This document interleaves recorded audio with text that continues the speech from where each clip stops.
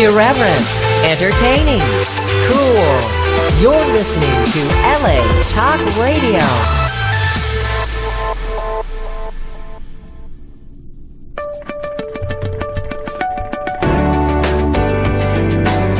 You're listening to The Innervoice with Dr. Foojan Zeine, only on LA Talk Radio. Hello everyone, I'm Dr. Foojan Zeine and welcome to The Innervoice Show. This is a show about making a difference in your life so that you can create a free mind and a heart filled with love toward creating a fulfilling life. I'll bring you the latest research in the realm of human sciences, and we'll talk to experts in their field to bring you the jewel of their knowledge and wisdom. Let me tell you a little bit about my latest book, Life Reset, The Awareness Integration Path to Creating a Life You Want. Yes, to create a life you want. I will give you the latest psychology model that has been presented in a series of exercises. You can complete it in your own time, in your own home, and look at what it is that's stopping you from creating the success that you want, or really, who do you want to be, and kind of reinventing yourself. You know, most of the time we are who we are on automatic, and sometimes we create all those results through automation of who we have become, and we got to become aware of who we are and what we intend and how to create it, and the Life Reset book gives you that in simple exercises. So go to my website, foojan.com, Foojan.com, and you can order the book. Also, if you want to consult with me, I have offices in Beverly Hills, Woodland Hills, and Irvine, and I also do consultation online, so go to Foojan.com. I would love to hear from you. So now listen to Soul Rising anywhere but here.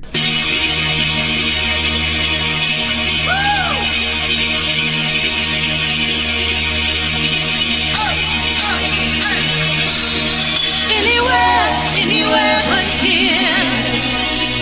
I wanna be anywhere but here. Oh.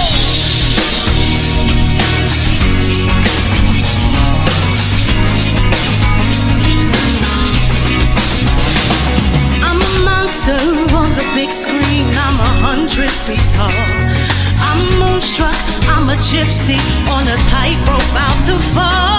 I'm not afraid. I'll hit the air. Whatever happens, I'll get there. Based on my fears, anyway but here. No need to walk when I can soar. Don't have to whisper, I can roar. I lose my mind if I stay. If I don't fly, I'll fade away. Somewhere, someone to make me care. Anywhere but here. I wanna be anywhere but here. Anywhere but here. Say I wanna be anywhere but here. I'm 100 feet tall. I'm a moonstruck. I'm a gypsy on a tightrope bound to fall. I'm not afraid. I'll hit the air. Whatever happens, I'll get there. Based on my fears, anyway but here. No need to walk when I can soar. Don't have to whisper, I can roar. I lose my mind if I stay. If I don't fly, I'll fade away. Somewhere, someone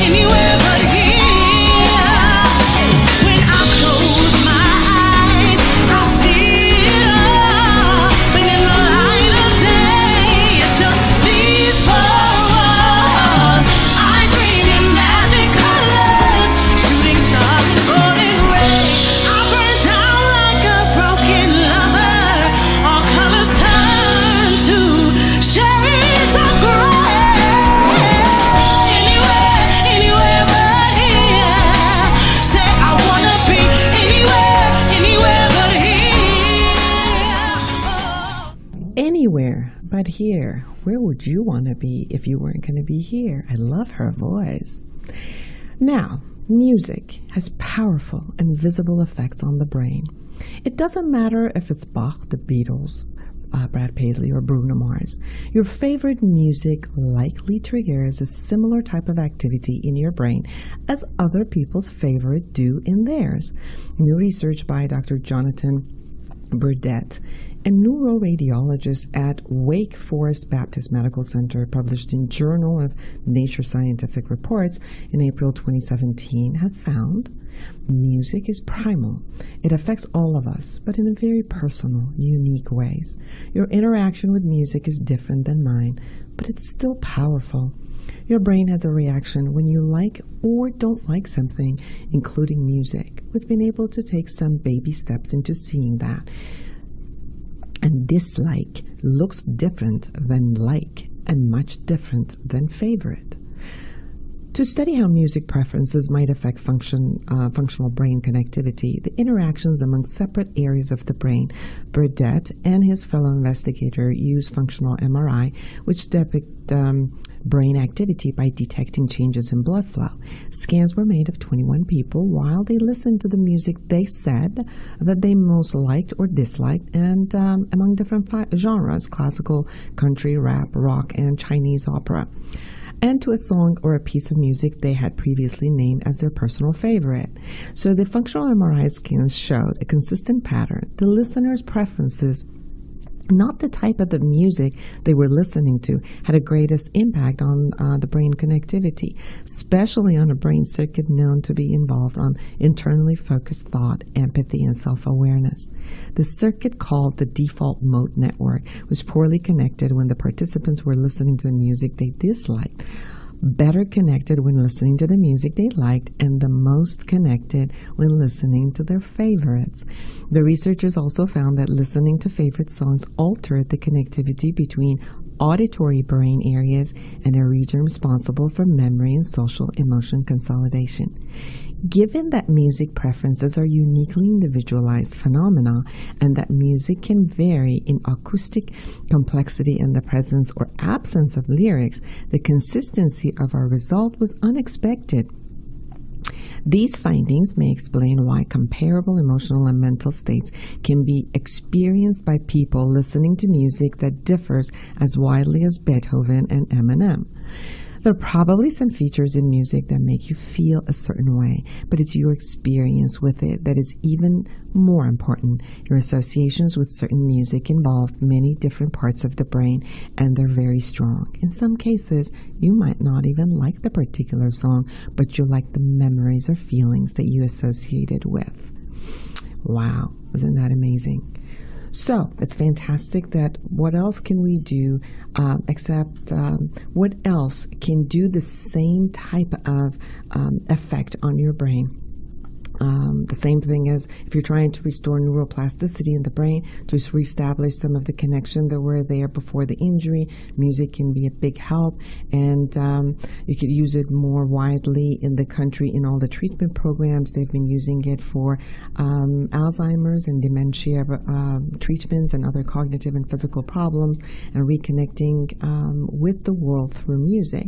One such a program is the Music and Memory, which employs iPods with customized playlists featuring songs popular when the participating individuals was under 30 years old. You can actually see the power of music. People who were just sitting there not engaged in anything light up when they start hearing music from when they were 25. That is just amazing. What else can do that? Nothing else except music.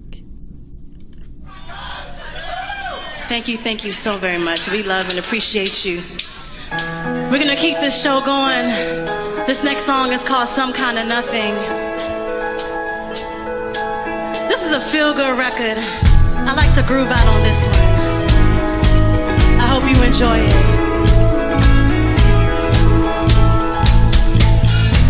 Okay, we missed it again. Should've left you for dead. You're coming back to this mess. Now we're stuck in our heads. As the Polaroid fades, we'll make it up for a day. Imagine trust without pain. Pretend to act out that way.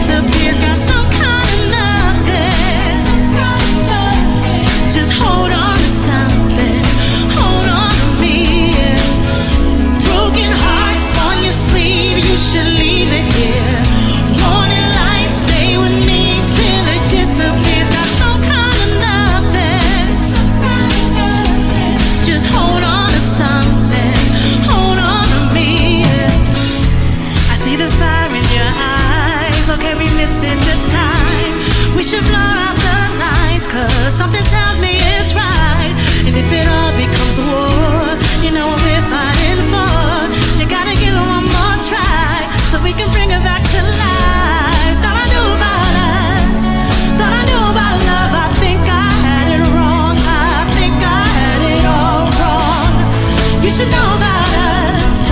I think you have a night heart on your sleeve. You should leave it here.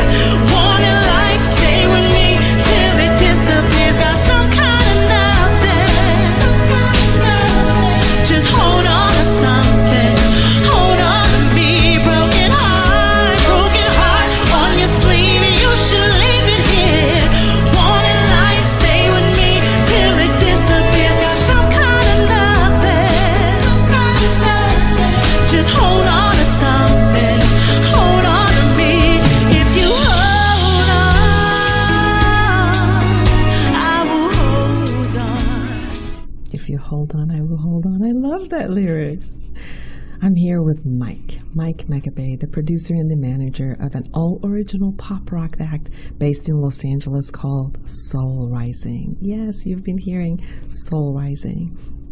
In 2014, the group got 4 nominations in the Los Angeles Music Awards for Best Rock Band, Best New Artist, Best Female Lead Vocalist, Best Rock Drummer, and Best Rock Lead Guitarist. The group took 1st, 2nd, or 3rd in all categories. And guess what? This year, Soul Rising is nominated again in the same categories in both the LA Music Awards and the Hollywood Music and Media Awards. Awesome. Soul Rising is open for artists such as Macy Gray, Smokey Robinson, Maxi Priest, The Motels, Missing Person, B.B. King, Lou Graham, A Foreigner, and many more.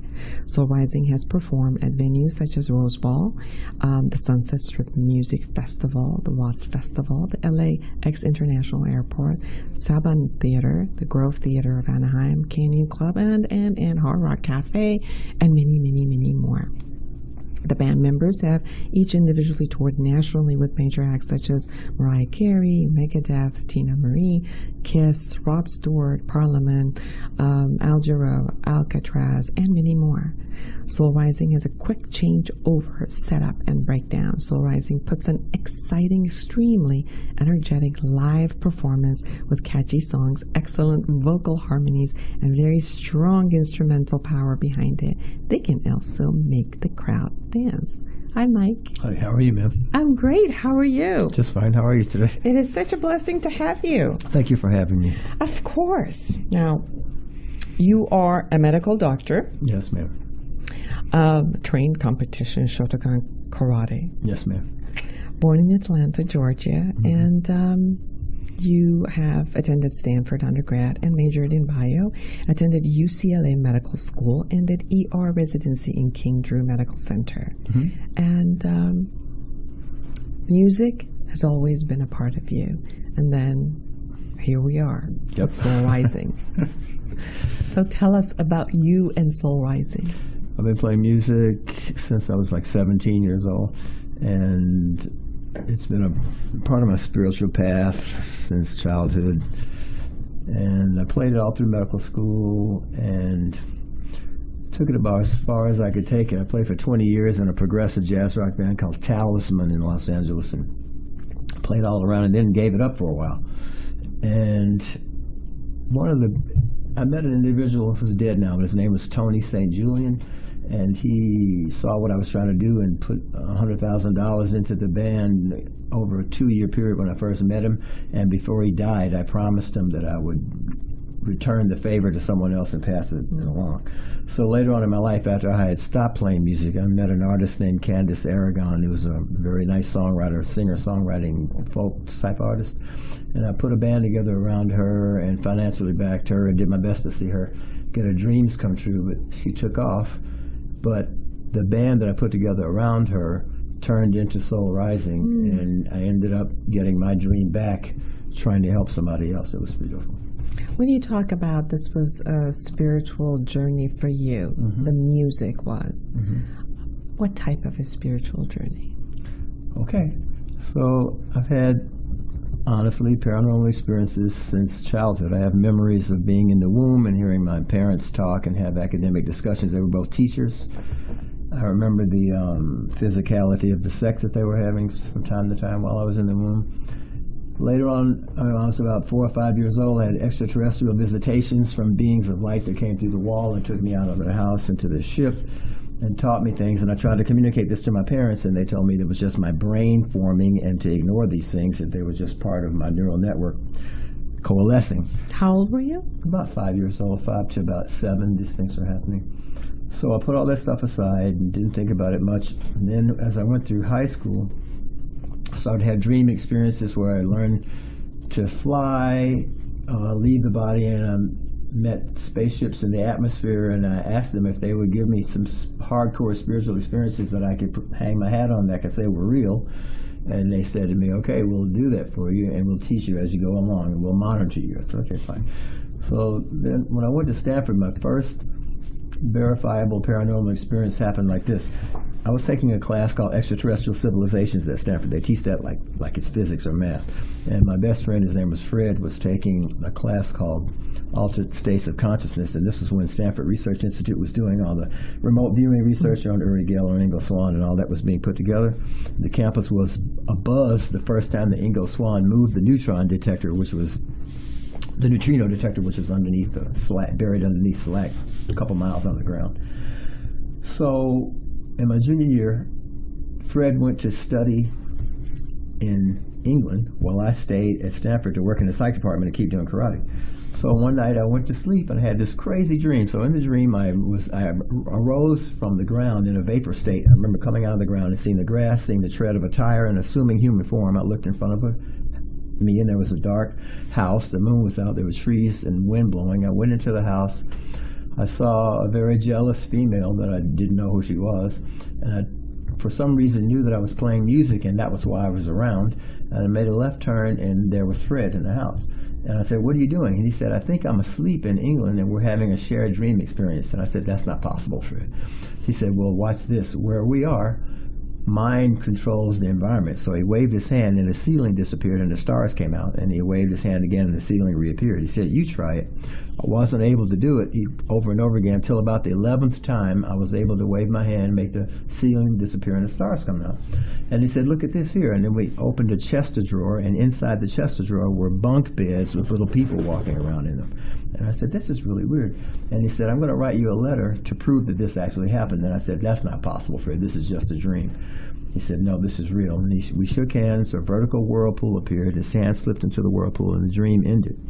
And about a week later, I got a letter from Fred from England with drawings of the house, the roof, the stars, the bed, the bunk beds, the people inside, asking me if I'd had the same dream. And then from that point, I resolved to do everything I could to discover spirituality, what was going on behind the material world, and to pursue music and pursue my dreams. That was what happened. Wow.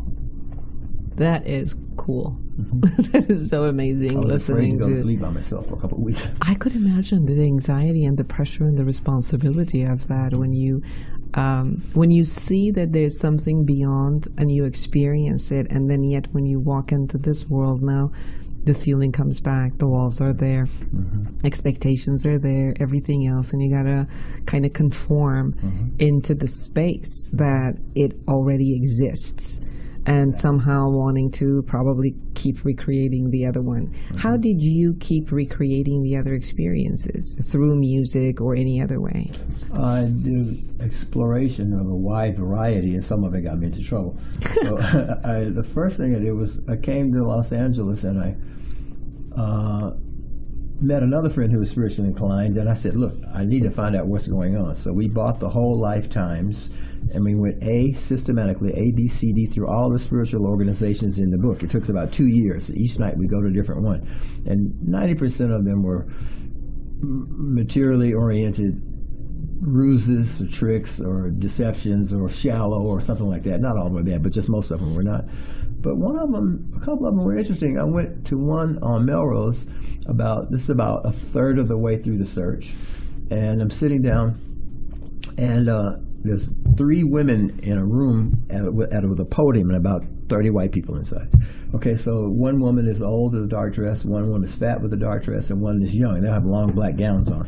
So they go up to the podium, they point to somebody in the audience, and they go, "Okay, sell the real estate and change jobs and go ahead and get that new car." And then they go, "Here, thank you, thank you." And they pass the hat, put money in it. And I'm thinking, this is the weirdest thing I've ever seen. Okay, so we just scratched that off the list.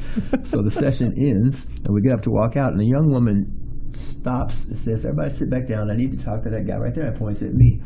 And she says, you were here because you're trying to find out whether to do music or science or exactly what you're doing in your life. And she goes, you're estranged from your father's side of the family. Your father used to beat you when you were young over academics. You're very confused about that. Your brother is having some difficulties that you need to reach out to right now. And I'm going to try to figure this music out for you. She says, when I look at you, I hear more music than anybody I've ever did a reading for. Beautiful music stretching far into the future. I see more hard work from any individual I've ever seen before.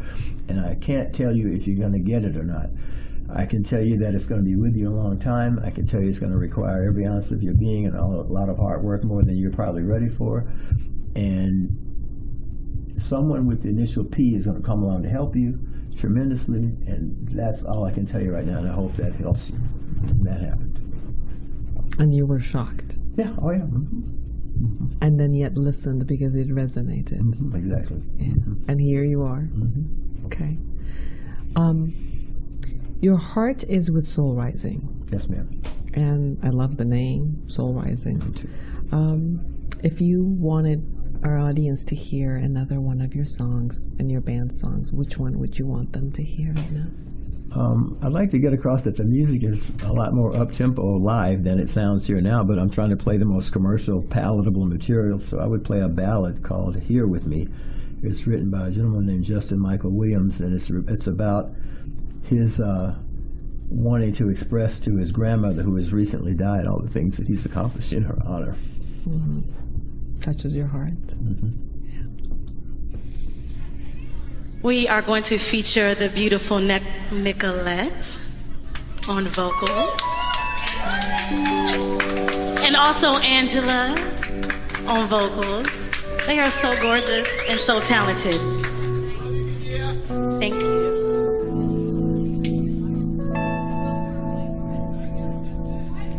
I wish you were here with me. I know you're in the air I breathe. I wish you were here to see everything I made of me. All I dreamed has come to be. So why can't you be next to me? A feather falling from your wings is leading me, it's taking me, yeah. Whoa,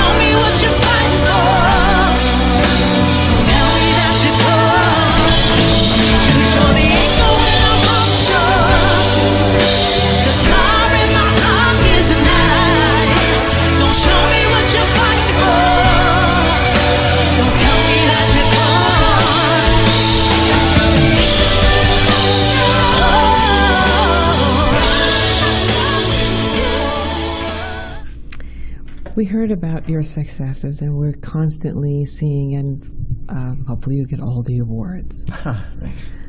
But as I was listening to the songs, those are the darkest hours, that although you've had amazing since childhood, extra support, let's say, not only from your family and on this realm, but it seems like from all other realm, there was a period of time where you, through the experimentation, you went into your own dark side. You went into some essence of even destructive, like everything you had made, being, going through school, doing everything, the band, and all of it.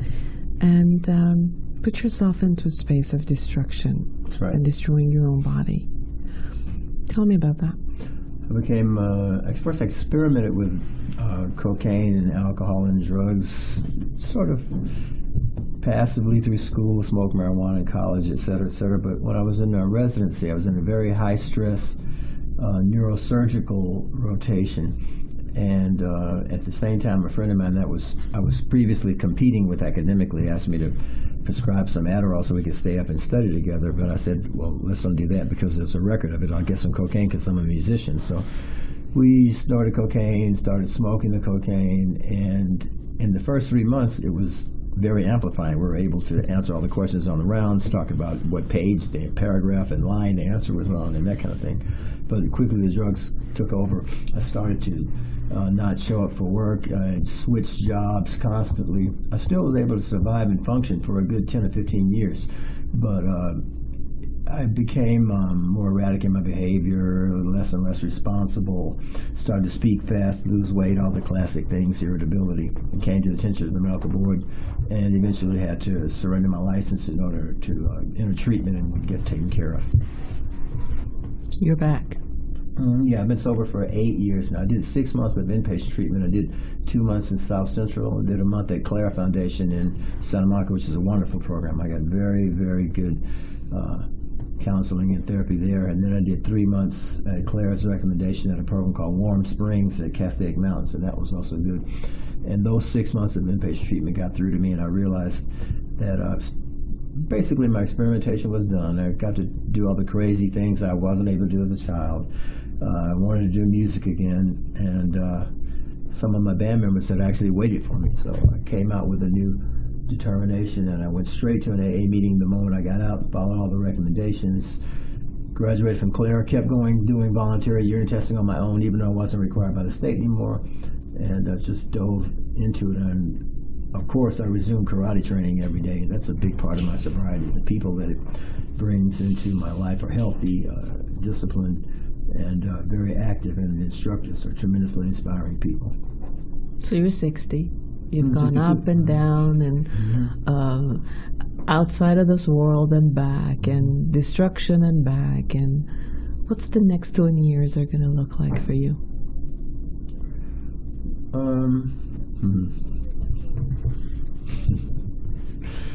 The healing of my relationships with my family members is coming around beautifully now. My mother trusts me again.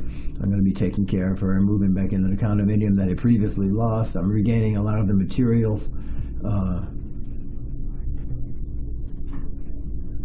trappings, shallow trappings that really don't mean anything, but that I had lost through drug addiction. But the main thing is I'm healing my relationships with the people around me, with my family and the people who care about me, and I'm regaining the trust of society and God and myself. I'm now able to express the teachings of my spiritual teacher, John Roger, for example, with my life and actions in ways I wasn't able to do when I was on drugs. I would say that even though I was on drugs, I never became an evil person. I never gave into the dark side. I was just kind of lost in an experimentation curve. But I never turned my face from God, nor did God turn His face from me. Mm-hmm. And you brought together a group of diverse friends, talented friends who love you, who waited for you, who want to be around you, and together they want to be around each other. Mm-hmm. Some of the people that are in the band now are not the ones that were with me during the drug part. They don't have any drug history at all on their own. I was with a keyboard player named Daniel Alexander for a long time, and he waited for me, and a singer named Paige Williams. Those people have since gone their own ways because the project has advanced to a point where I have to live up to the responsibility of what I'm trying to accomplish, and I have to get stronger and stronger musicians and players and people with more and more determination and higher levels of skill. So I'm nowhere near the level of musician that the other people in the band are, but I'm fortunate to be able to work with people that are talented as well as socially and spiritually aware, culturally diverse, and loving, decent human beings inside. So tell me about them and tell our audience about who they are. I would love to do that. So I've been with the drummer Sandro Feliciano the longest. About 6 years. He's from Brazil, very strong-minded individual, wonderful player. He's toured the world with Tina Marie, and he's a drum professor at Los Angeles Music Academy. And then I played with almost the same amount of time with Stig Matheson, who's the chairman of the guitar instruction department at Musicians Institute. He's a fabulous guitar player, and he's from Norway, and he's a very beautiful, centered human being, one of the most spiritual people I've ever played with. He's Sandro's like a pro athlete, kind of competitive. We kind of punch each other psychologically, and Stig is very inspiring to me in quiet ways. Then after that, I came across Nicolette Holman. Nicolette is one of the harmony vocalists in the band, and she is a very experienced singer, opera trained, classically trained, and she operates an entertainment company called Satin Glove Entertainment. I was recommended to her by a gentleman named John Rockmore, who was a local promoter, and she came and looked at the project, and she said, the singers that you have are not at the caliber of the musicians that you have. They're not as reliable as you need or as organized as you need, and if you want to work together, I operate an entertainment company. I can organize your singers, and you can have a team capable of delivering what you're trying to accomplish. So I said, yeah, and then she immediately brought in Angela Michael, who has worked with Rod Stewart, and she has, of course, her own vocal. They're both vocal instructors. Angela Michael has a vocal institute. She teaches, and she's a wizard at putting together harmonies and things like that. She's really good at it, and she helps me manage the finances of the band, and she almost literally reads my mind when I start to stray, and she keeps me on point. And they brought in Kadia Handon. Kadia is a beautiful human being, very spiritually centered, very God conscious, and she has a great voice, and it hasn't jaded her yet. Her ego is not out of control yet. I don't mean like she's going to, but I've worked with a lot of people, and she is the best combination of innocence and devastating talent in one person that I've come across so far. I'm very lucky to have her as a lead vocalist. It's the most important thing. The band is defined by that voice, and she handles her talent with humility. It's the same thing as in karate. You have people who have devastating kicks, great punches, beautiful technique, but their minds are fucked up, or their characters are bad. But Kadia is a Sandan, a third-degree level black belt with humility and style, and a beautiful person. When you started talking about the band, you became very emotional. Made me cry on the air. You did. I just want everybody who's listening to us to know, because I'm sure they felt you. Thanks. There's something beautiful just happened, like an amazing connection that you got with your group. So, and let me mention the last person. That's Sandy. She's a keyboard player. We've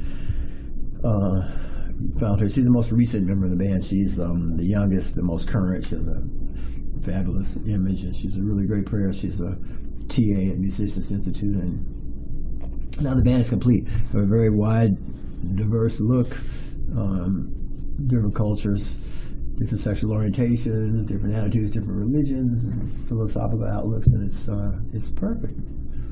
It's the best thing I've ever done in my life. I've been trying very, very hard to do this. Very lucky to have these people together. What I sense from you is the essence of gratitude. Absolutely. That's what it keeps showing up closely, being connected to your heart, and brings the tears out. Yes, the ma'am. gratitude of Yes, ma'am. experiencing what you wanted to do and you're seeing it as it flourishes. You're flourishing this side of your life, the music, and you're flourishing the other side also, going back and getting your license back and being in the medical field. It seems like these two are your life side by side. Yeah, and so karate too, you know. and the karate. So three paths that on a parallel position, they're all there. Yeah. I should mention that I have two beautiful karate instructors. One of them, his name is James Field, and the other one is Avi Roca. They're both very fabulous people. I could go on about that, but they're Next 20 years. Next 20 years. I'm still at my same question. Where do you see yourself in the next 20 years? Oh, the next 20 years. Okay, I'm going to get my medical license back. I'm going to take the band as far as I can take it. I don't know how that's going to turn out, because the music that we play, it has to have a certain quality and a certain spiritual content, and it makes it by definition less commercial. So I'm discovering that it's it's a niche market, an adult-oriented market, and requires a very educated handling that I'm not capable of doing. So we're at this point attracting similarly minded people from the industry that are helping us market it and brand it and that type of thing. We're hiring choreographers, management people, booking agents. We're working with the Sean Healy booking agency very closely now, for example. So we're opening for Lala Hathaway, Grammy-winning artist who's the daughter of Donny Hathaway, at a beautiful theater called the Avalon Theater on Sunset Boulevard. That's Wednesday, February the 28th. And then we have another really good high-profile show, which is opening for a 3-time Grammy winner, Wyclef Jean from the Fugees. And that's going to be at the Regent Theater downtown. And that's on Saturday, March 24th. Those are going to be probably the biggest shows we've done. I think there's about 2,500 people coming to the Wyclef Jean show. I could mention that as the band progresses, it attracts a range of responses. There are also people who hate it and even go out of their way to try to sidetrack me. That's an interesting phenomenon I've observed. Like, we had a gig through Sean Healy opening for 2 Latin sort of legend bands. One's called Malo and one's called Tierra. They were famous in the time when Santana first started his career. And we're going to open for them, and I had some booking agents and some other artists come to me in earnest and tell me to cancel the show and don't dare play with them because the band's not ready. I'm going to play in front of a largely Hispanic audience that's going to boo me off the stage. It's just really some harsh attempts at sidetracking me and diverting me. And I didn't let that stop me. We went on stage and we got the warmest, most enthusiastic reaction we've ever gotten from those people. And nothing could have been better. And it just so happened that that was the first all-Hispanic show that Sean Healy agency had done. So Sean Healy himself was there. He loved the band. And our agent, David Wollaver, called me the next day, said Sean loves you, wants to work with you more closely. So we were being handled by them in terms of booking stuff. So the opposite came out of that what was projected by these naysayers type people. So there's something that you say that it's called commercialization, and then there's another aspect of it that you call substance. And can they be together at any point? That's exactly the issue. That's exactly the issue, trying to do those two things. So we have some new songs. Kadia and one of her songwriters, Derek Butler, have a new song called Highlight that we're recording that I think will accomplish that. And Adrian Jones, the one who wrote most of the other material, also has a song that we're doing that I think will accomplish that. We have some new stuff that we're recording now that I think will pull it together for us. Where can they find you? Soulrising.com? Yeah, we have a website called soulrising.com. We're in the middle of putting all that together, which I should have done a long time ago, but I've been so focused on getting the band that, it's been hard for me to do all this. So, yeah, there's a website called soulrising.com. You can go to Facebook and look at Soul Rising. You can go to Facebook and look at Kadia Hamden, Nicolette Holman, Michael McBay. We're all on Facebook there, and it's not hard to find. There's a Soul Rising YouTube channel also. And if they want to talk to you, Dr. MCM at gmail.com. Yeah, they can even email you and or call me, or call you and talk to you. I want to give my audience one more song. Okay. Which one? How Do You Love? or the sooner you go. The sooner you go. Soul rising. Thank you for having me The sooner you very go. much. We're not done yet. Don't okay. say goodbye. Oh, sorry. Thank you all for your energy. You guys are amazing. I have another one for you all. I will get over you. I will get over you.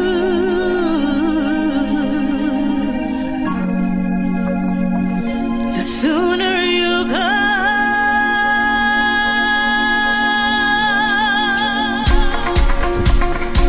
Hey, put your hands together. All right. You wanna kiss me one last time? You wanna hold me and go round again?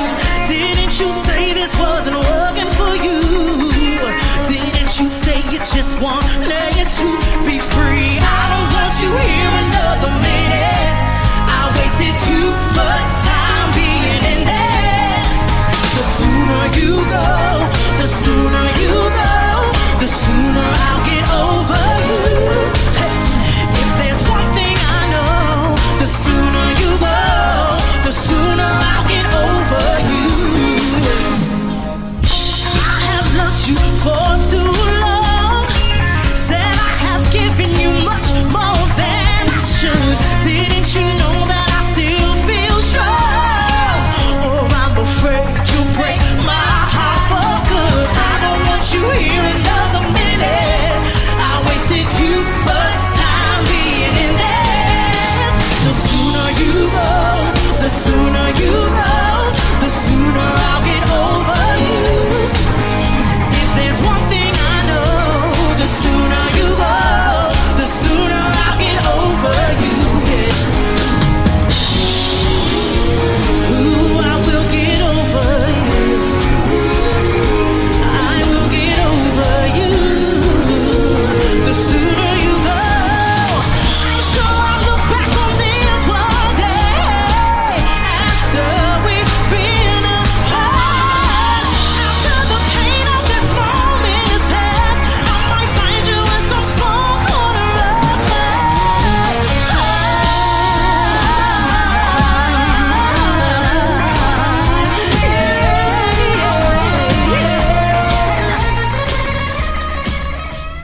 That's true. The sooner somebody goes, you get over it the faster. That's right. Such a true statement. So, if you were going to leave our audience with something of, your vast experience of 62 years of ups and downs and around, what would you like them to know? Okay, we'd like you to know that God is real, there's no question about it. The spiritual principles that are behind all the world's major religions are basically the same, and there's no doubt about it. The fighting and the politicalizations of the religions is a human folly and error, and that God is larger and deeper than any of the human religions are capable of understanding, and the sooner they all realize that and coalesce, the better. And that there are people with verifiable paranormal abilities, standing in the name of light, walking around all the time. And they are rare, but they can be found. It just takes a lot of work, a lot of effort, a lot of openness, and as you were pointing out, a lot of letting go of the ego in order for the light to come through and take you to these places and bring these experiences to you. But God is very real. All the principles behind all the major religions are pretty much in play at all times. Karma is real, reincarnation is real, the extraterrestrial presence is a fact. And I would just urge everybody to be open to these things and do your due diligence and try to absorb as much light as possible. Try to become as aware and sincere and cooperate with God as much as possible. So we can all evolve forward. I'll evolve forward. I'll go for that. We can really all evolve forward in any path and in any way, whether it's through spirituality, whether it's through paranormal spirituality, whether it's through science, as you have it also, as through anything. It's just let's all evolve, because that's pretty much all we can go. We can destroy ourselves or just evolve. Thank you, Mike. Thank you so much for being here, sharing yourself so transparently, so beautifully, putting your heart, your wisdom, your experiences, and sharing it with everyone. Soul Rising, everyone, go to soulrising.com and hear beautiful music. Thank you, ma'am, very much for having me. And for all of you, thank you so much for listening with your heart, and create a wonderful and a creative day, week, and a life for yourself and everyone around you. We're gonna slow it down. Can we slow it down a little bit?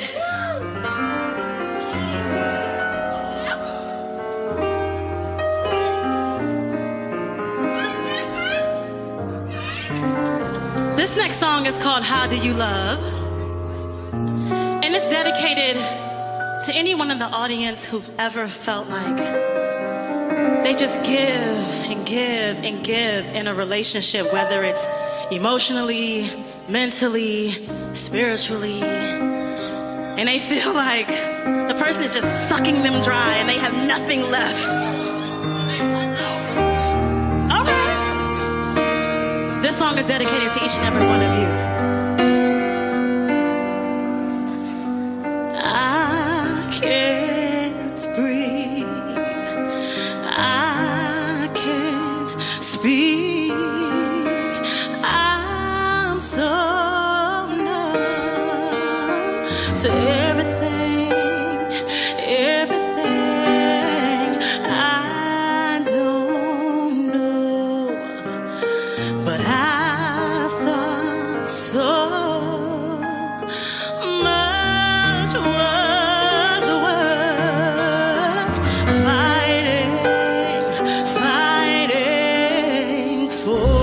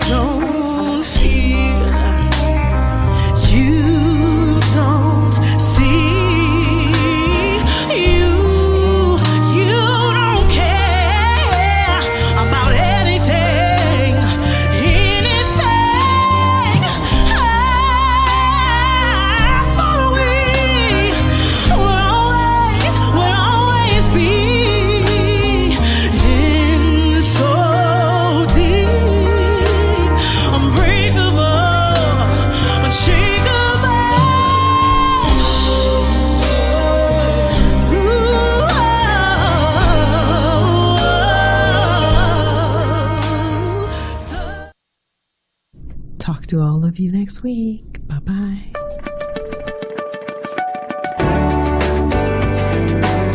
You're listening to The Inner Voice with Dr. Foojan Zeine, only on LA Talk Radio.